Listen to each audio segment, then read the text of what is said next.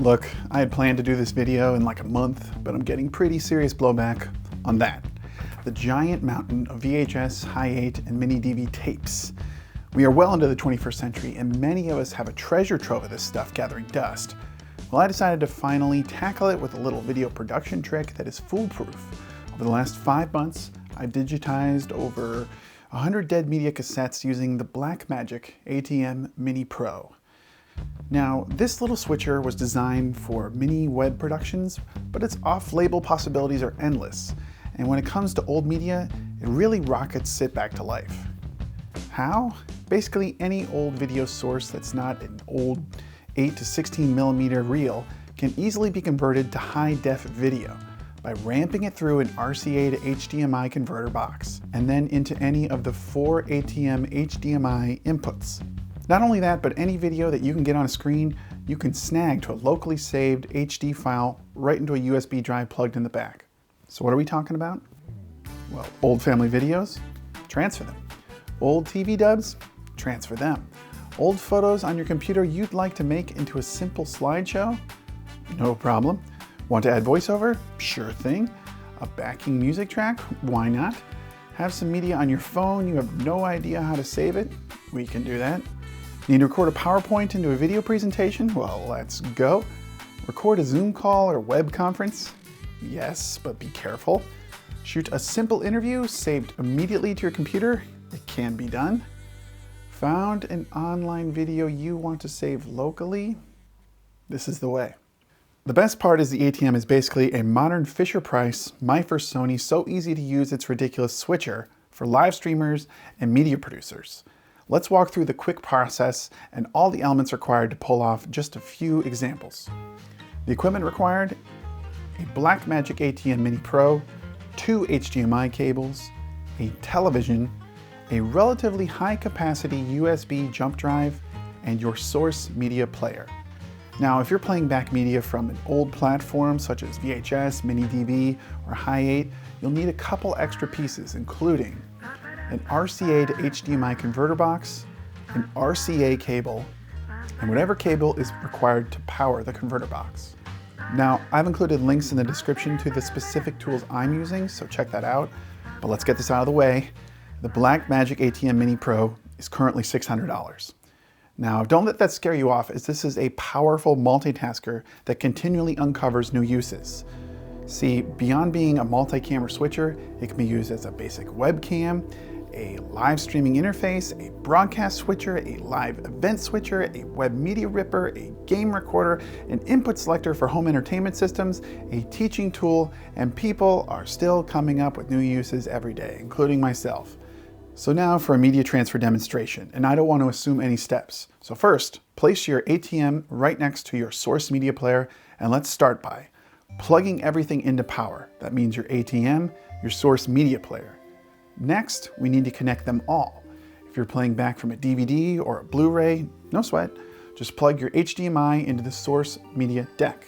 Take the other end of that HDMI and it gets plugged in to input 1 on the ATEM. Now, if you're converting an old school media source, grab your RCA cables. Plug one end into the RCA cable in the source deck.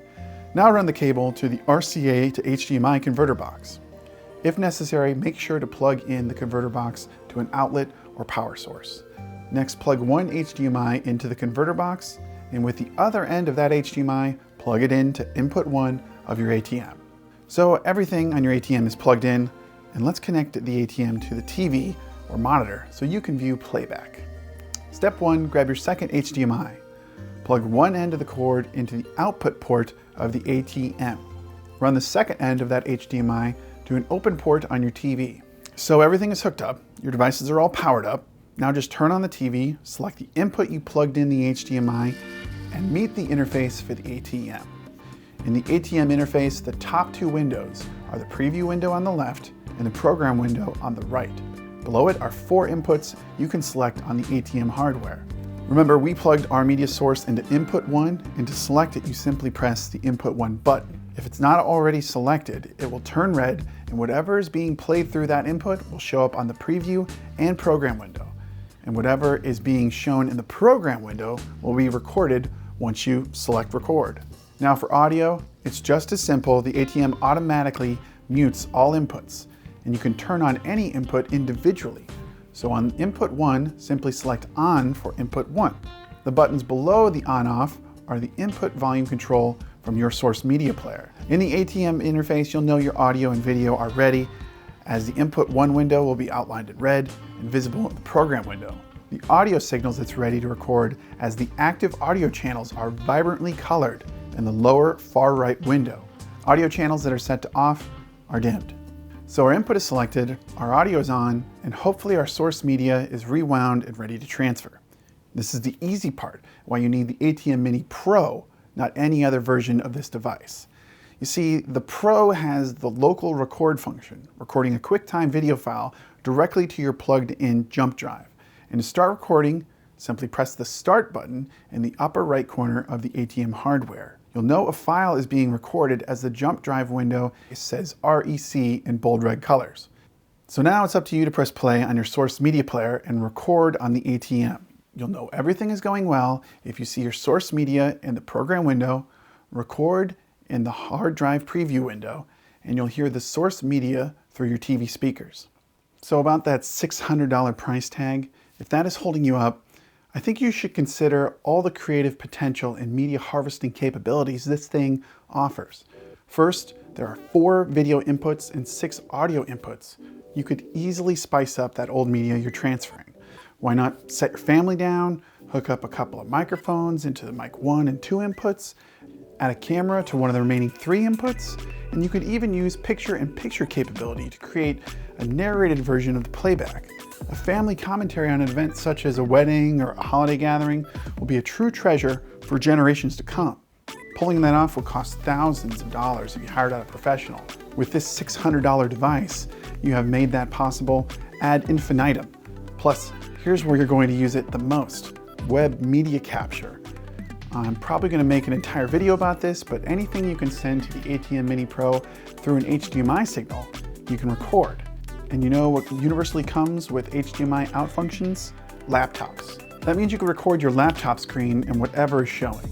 I'll let you fill in the blanks there, but basically this thing is to digital media what VCRs were to television media.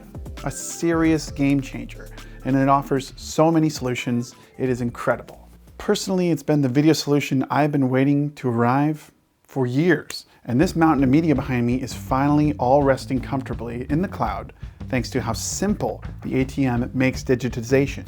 So if you're interested, pick it up. Most retailers give you a 30-day return window, and if it doesn't pay insane dividends, send it back. I don't have any skin in this game, I just know we've all got some version of this media mountain, and we're all waiting to tackle it. Pick up the ATEM Mini Pro, hit that project hard, and then come back here and we'll take the next steps together. Have fun.